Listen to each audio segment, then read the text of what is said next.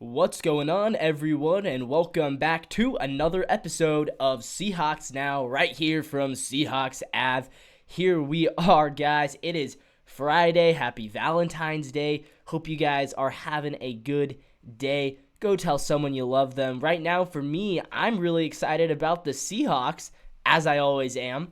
We're talking about some DK Metcalf rumors. It sounds like he is going to be back with the team in 2025. So that's awesome, right? We love to hear that. Also, some quarterback rumors. Will Geno Smith return? Again, it sounds like he will. And then we're going to just discuss for a little bit, does it feel like the Seahawks offseason is kind of going through a bit of a deja vu period from last year?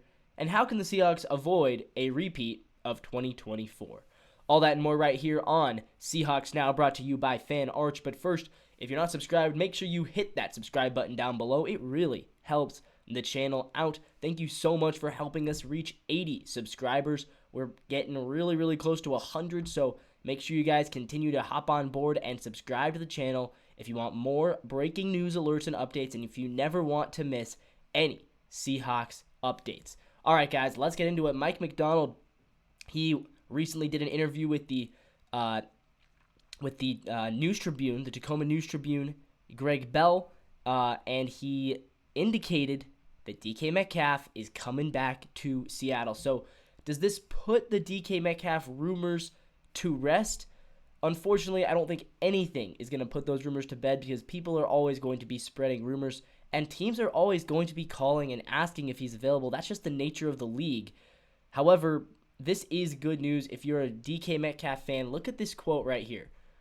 He says, "I'll tell you this, we talked. Every candidate," this is in relation to the offensive coordinator search, "every candidate had an idea of how they were going to use DK definitively at the top of their mind. I think Clint has the best vision out of all those guys." Yeah, I mean, that really does inspire confidence in me, hearing him say that Clint Kubiak has a vision for how he wants to use DK Metcalf. They talked about it even before they hired him. And, you know, it makes sense, right? DK is a freak of nature. He's a 6'6" wide receiver with great speed, great muscular build. He can block. He can make contested catches. He can go up. He can body his way past cornerbacks, past safeties. He does everything right. You know, well, except for, you know, maybe a couple of issues of, you know, anger issues on the field. But besides that, he does everything right. So, yeah, of course, offensive coordinators want him to be on their team. I would too. This guy is really good. 5 touchdowns last year. Of course, not a ton, but for a year when he had a down year, 5 touchdowns still pretty good. 992 yards. He missed out on 1,000 only by 8 yards. And remember, he missed 5 games with injuries. So if he'd played one more game, he would have easily been there. 15 yards per reception, 263 yards after the catch, 66 receptions. He still had a good season, a lot of yards per reception. He actually did really well in the yards per reception category, which you love. Yeah, he's a really good player. So, of course, offensive coordinators want to coach him. They want him in their offense because they know, I can utilize this guy. I can make this offense flow really well if this guy is on my offense. So, yeah, that totally makes sense to me why offensive coordinators would want him on their team. Now, Mike Macdonald was also giving quotes about whether he thinks Geno Smith should return.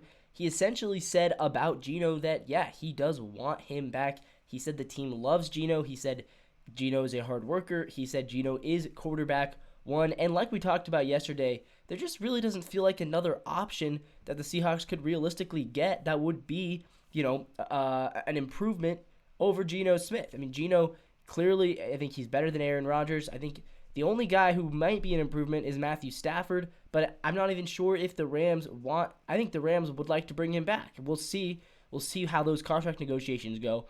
But I don't think there's another guy outside of Stafford that is even a possibility that the Seahawks could go out and get that is better than Geno Smith. I don't think Sam Darnold is better than Geno Smith. I think that's probably a toss-up, but Darnold is going to be more expensive. I understand maybe, you know, Darnold fits in more in the future, but at the same time, he's had one good year. Geno Smith, at this point, has now had 2 good years and 1 decent year in between. I mean, I think last year, 2023 was probably his worst of the 3 years in Seattle. But it's not like he was bad that year. So, yeah, I want to bring Geno Smith back. I'm happy that he's coming back. But I want to just talk about this, guys, because will 2025 be a repeat of 2024 for the Seahawks, right? How can we avoid this kind of feeling of deja vu? Because it does sort of feel like we're starting to get into this offseason routine where every offseason we hear these rumors, right? Oh, we're going to draft a quarterback.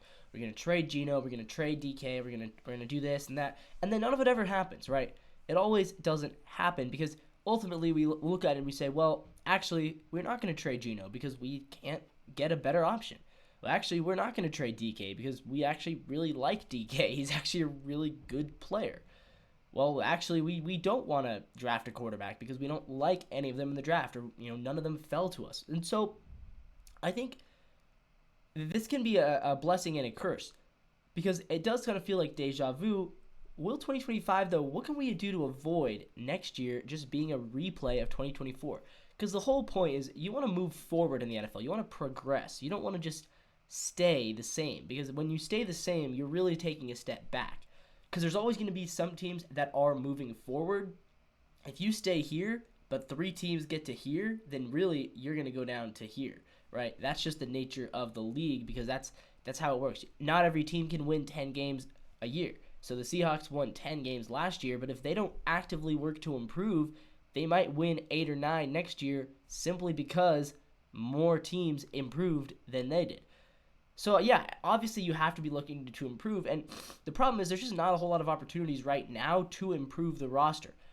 And trading DK just doesn't improve the roster. So you might be thinking, well, we're just keeping all the same players and we're just running it back with the same team that missed the playoffs back-to-back years. Why would we do that? And I think the answer is pretty simple, because while, yes, they did miss the playoffs back-to-back years, it was very, very close. It was ridiculously close. We were the only 10-win team to ever miss the playoffs since the expansion to a 7-team playoff.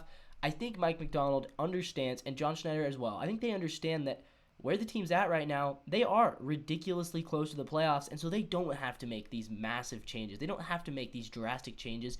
They're also, the division they play in is getting easier, right? The 49ers are not the team they used to be. The Rams are getting older. Stafford might not be there much longer, and so I think they look at it and say, we actually think that we do have a chance at this. We actually think that we can win the division. We don't need to make these massive, drastic changes. We don't need to trade DK or Geno. We just need to make a few tweaks here and there, maybe a coordinator change, a couple new guys in the draft, and we will be able to win in 2025.